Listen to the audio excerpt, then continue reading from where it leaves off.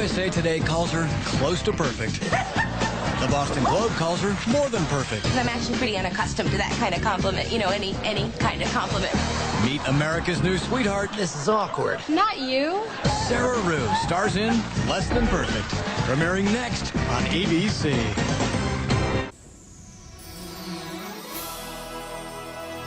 Hello, my beautiful people, and welcome back to the Happiest Cast on Earth, the show where we review anything and everything that was somehow released by the Walt Disney Corporation. I'm your host, as always, Ryan Johnson, and today we are discussing something that is kind of interesting, that being Less Than Perfect, Season 1, Episode 16, Breaking Up. Now, I have never heard of Less Than Perfect until the Wheel of Names decided to select it for this show, so you could say that I was curious at the very least. Apparently, this is an ABC sitcom that started airing during the early 2000s.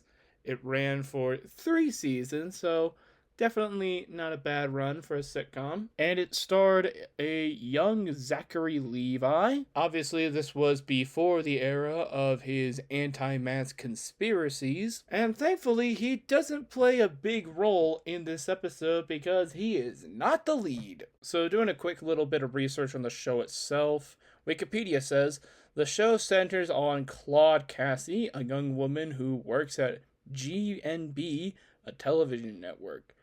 Though at first a temp who fills in on other assignments, Claude is hired in the pilot by anchor Will Butler to be his assistant. Claude's fellow co-assistants, Lydia Weston and Kip Steedman, are unhappy at Claude's arrival and do everything they can to make her miserable. Luckily, Claude is able to navigate the workplace with help from her best friends Ramona Platt and Owen Kronsky, who also work at the network in other departments. So yeah, it is a workplace sitcom based at a television network. And so, that gives a lot of potential for fun jabs at network television on a network television series. And of course, the episode that we're looking at today has absolutely nothing to do with them working at a television station. So in the episode, Claude had just been broken up by her boyfriend, and things aren't really going very well.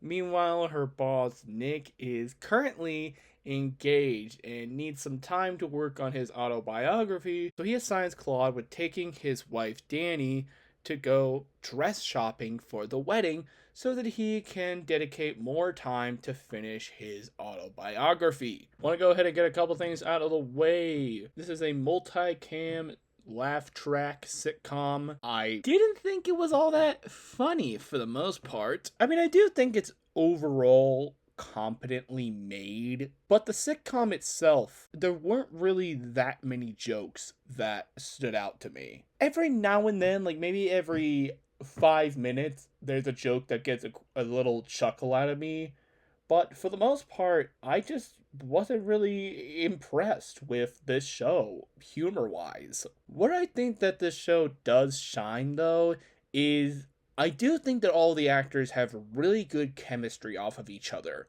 which for a sitcom, you could say is the most important factor. Because you can have the funniest jokes in the entire world, but if the characters are trash, then it doesn't even matter. And luckily, this show does have some decent yet pretty stereotypical characters, I'm not gonna lie. For instance, Andy Dick's character, Owen, his whole joke is that he doesn't have any guy friends, and so he's just constantly hanging around the women. To the point where he goes to Claude's apartment one night, but they're specifically having like a little girls' moment, so he's told to leave. And before that, he legit says, "Who wants to braid my hair?" Now, I did look it up. This show was created by a woman, in fact, the same creator as Lizzie McGuire, and this specific episode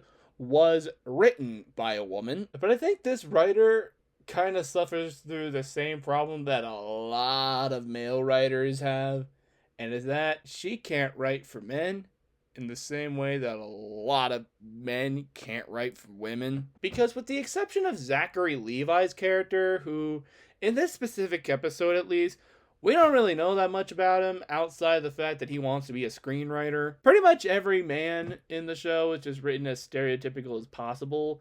And the show isn't self-aware enough or meta enough or have that much of a social satire to where that's the point. Again, just going off of this one episode of this relatively forgotten sitcom, that is just kind of what I'm going off of. And again, I have no idea what the general fan base for this show is. I don't even know if it has a fan base, but generally I wasn't all that impressed with the writing, especially on the men. Like the neighbor guy, I forget his name. Like he has a whole bit where he's trying to get into his neighbor's apartment because there are 4 women over there and just 2 of them, and they're having a slumber party too, so he's got to see if they're making out. And I'm just sitting there thinking, is this how women feel when they're watching movies and TV shows that are written by men with like a male or general, in quotation marks, audience in mind? If not, my apologies for assuming, but dang, that was crazy.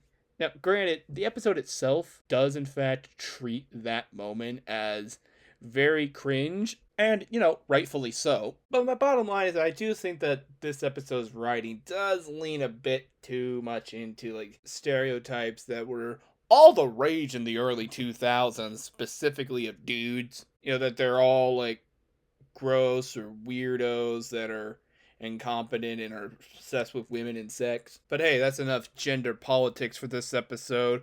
What about the context of the episode itself? Well, let's go ahead and dig into the subplot of the episode, that being Zachary Levi being a ghostwriter for Nick's autobiography. He wants to be the ghostwriter for the book so that, I kid you not, in the future he can write screenplays for Rob Schneider of all people. Speaking of actors who don't have the best reputation right now, I'd say that Rob Schneider didn't really have a good reputation back then. It's not a huge subplot. We just keep cutting back and forth on Zachary Levi just trying to get ideas out of Nick, but Nick just keeps going on tangents that he keeps insisting doesn't go in the book. Yeah, one joke that specifically points out to me is when he says that he went to Vietnam, but it was just on a vacation. But anyway, back to the actual context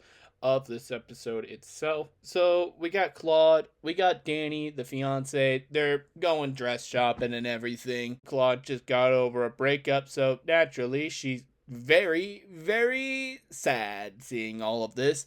And so she cries in a corner, and she calls up her friends from work who are very infatuated with the elevator because they get to look up and see themselves in the ceiling mirror. They want to live there. And so they take her to her apartment, and they have a big old-fashioned breakup party where they try to get rid of everything that reminds her of her ex, Charlie. And then when Owen shows up, he makes things a little bit worse by saying that Charlie is already dating somebody else, so he instantly gets thrown out after the commercial break. One moment that specifically stands out to me is when they destroy a VHS copy of Ghost, because I guess DVDs weren't all the rage in 2004, even though they kind of were. But it was due back in the video store in just a couple of days, so whoops. And eventually the girls are on the couch, they're in their PJs, they're staying over, and Claude realizes that her ex Charlie wasn't her soulmate and she's okay. But uh-oh, Danny goes crying into the bathroom. She calls up her fiance Nick. Nick rushes over with Zachary Levi, and this is when all the plots come together because the neighbor and Owen also come in, wanting to get in on the sleepover. And it's at this point where Danny realizes that Nick is not her soulmate and breaks up with him on the spot. And so the episode ends with Claude clearing out Nick's office with everything that reminds him of Danny. But the episode itself actually ends on a little bit of a blooper reel. And they're pretty funny out there bloopers. Easily the best part of the episode. We have two of them. And it is when they're at the dress shop. And there's this woman that shows up. And out from underneath the dress is Owen. That got a big laugh out of the studio audience that they had. Because apparently they did have an actual studio audience judging off of those bloopers, but easily the craziest comes at the end.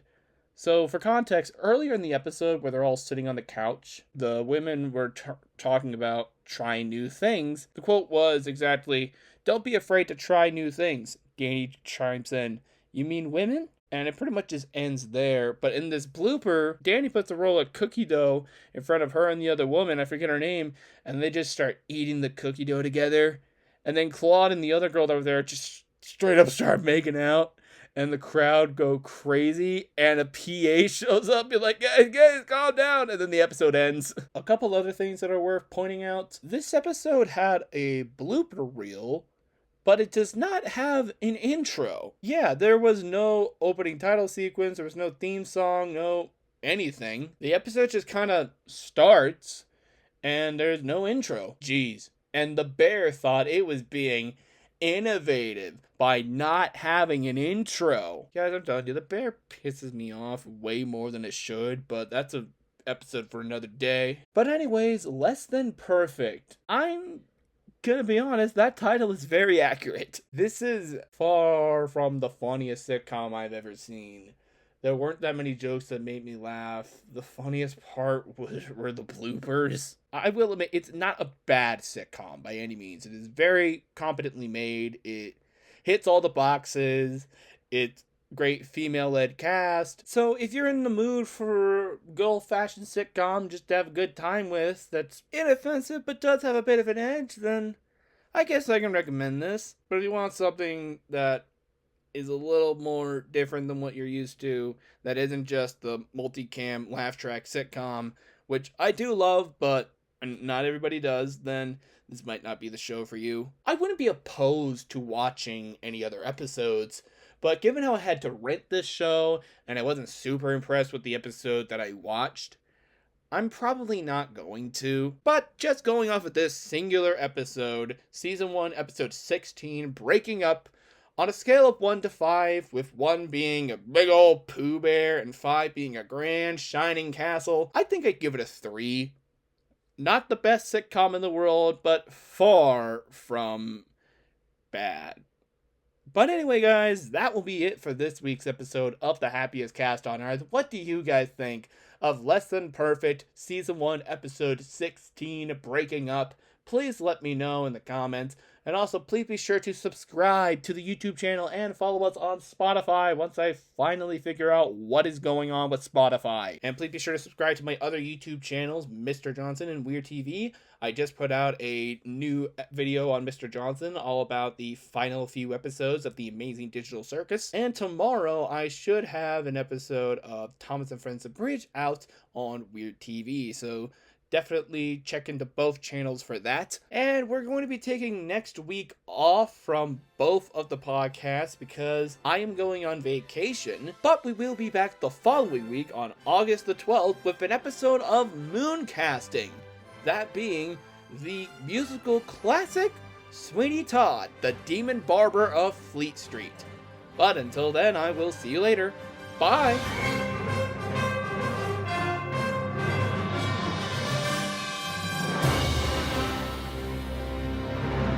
Guys, let's be completely honest with ourselves, guys. The only reason Rob Schneider got as far as he did is because he's friends with Adam Sandler.